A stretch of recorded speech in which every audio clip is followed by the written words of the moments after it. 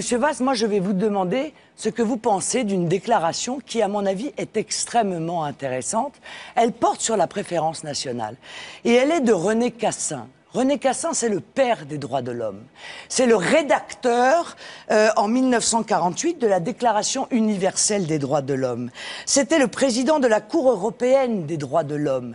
Et il disait, en parlant de la préférence nationale, une société démocratique peut instaurer des limitations des droits fondamentaux dictées par de justes exigences de l'ordre public et du bien-être, plus rigoureuses pour les étrangers que pour les nationaux.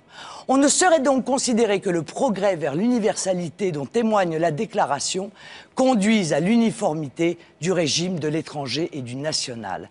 Voilà ce que pensait le père des droits de l'homme de la possibilité de mettre en œuvre la préférence nationale.